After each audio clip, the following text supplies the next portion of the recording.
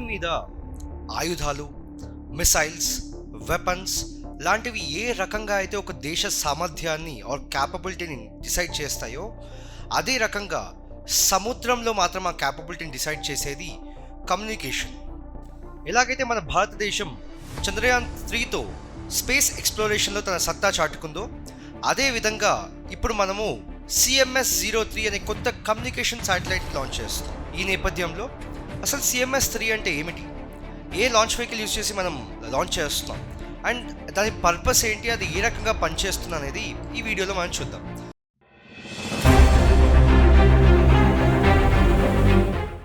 అందరికీ నమస్కారం, this is Manoj and welcome to merit minds.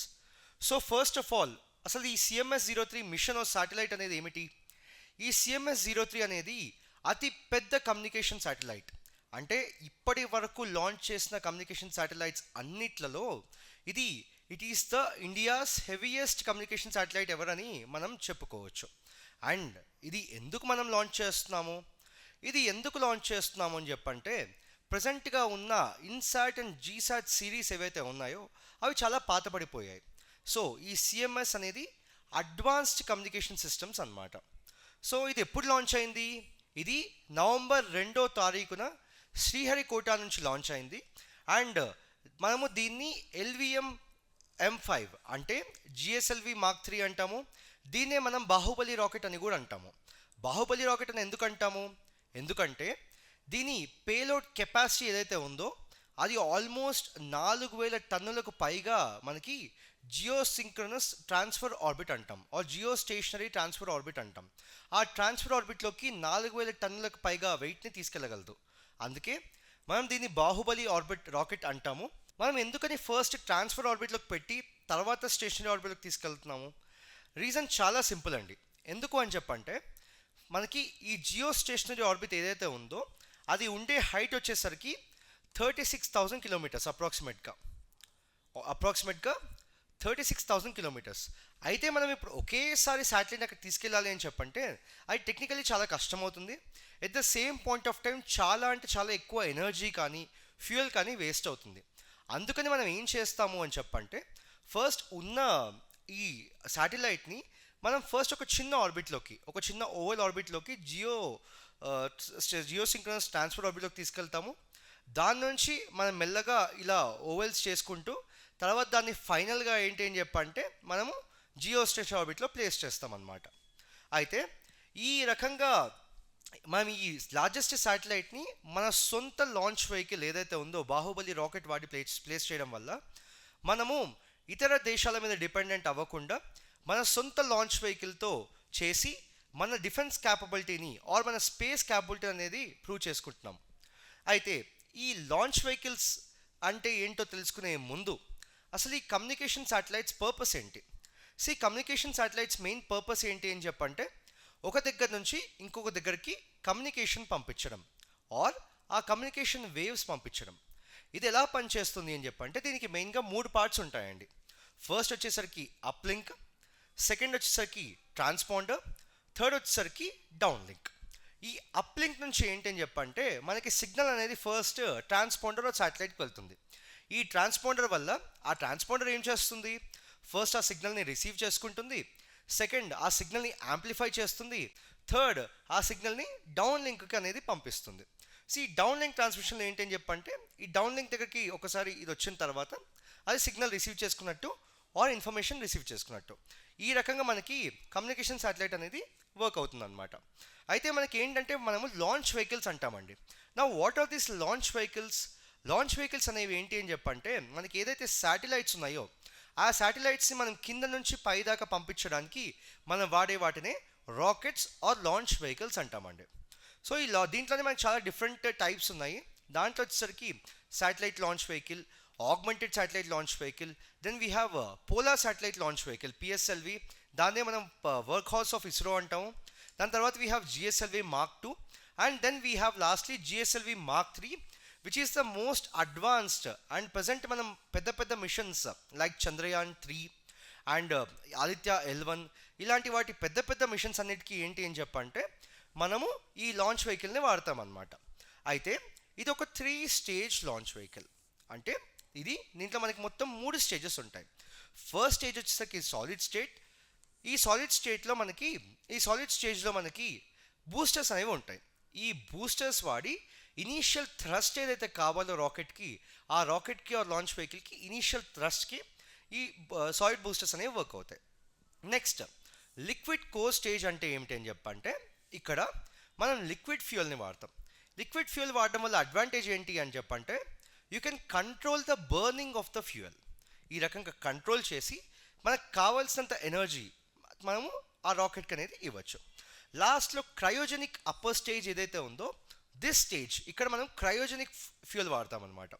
అంటే లిక్విడ్ ఆక్సిజన్ లిక్విడ్ నైట్రోజన్ వాడి ఈ స్టేజ్ ఏంటంటే ఫుల్లీ ఇండిజినస్. ఇంతకుముందు ఏం చేసాము, రష్యా నుంచి వచ్చిన క్రయోజెనిక్ టెక్నాలజీ వాడాము. బట్ ఇక్కడ మనము ప్రజెంట్ టెక్నాలజీ అనేది వాడుతూ ఉన్నాము.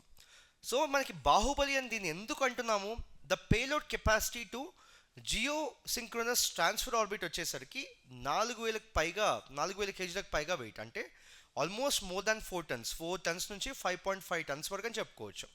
అదే లో ఎర్త్ ఆర్బిట్ అని చెప్పంటే 180 to 2000 కిలోమీటర్స్ హైట్ని మనం లో ఎర్త్ ఆర్బిట్గా మనము కేటగరైజ్ చేస్తాము. సో లో ఎర్త్ ఆర్బిట్కి వచ్చేసరికి ఇది. సో ఇదంతా ఏమిటి, మనకి లాంచ్ వెహికల్ జిఎస్ఎల్వి మార్క్ 3 గురించి చూసాం. సో మెయిన్గా ఇప్పుడు మన main purpose of this mission ఏమిటి అని చెప్పంటే మనకి నేవీ అనే దానికి డెడికేటెడ్ కమ్యూనికేషన్ సిస్టమ్ అనేది ఇవ్వడం కోసం మనం ఈ శాటిలైట్ని లాంచ్ చేస్తాం. ఈ శాటిలైట్ లాంచ్ చేసిన తర్వాత దాని లైఫ్ స్పాన్ వచ్చేసరికి మనకి 15 ఏళ్ళు అనమాట. అంటే 15 years వరకు ఈ శాటిలైట్ మనకి ఆపరేషనల్గా ఉంటుంది. దీని క్యాపబిలిటీస్ చూసేసరికి high capacity voice data and video communication. అంటే ముందు మనం పంపించే దానికని చెప్పంటే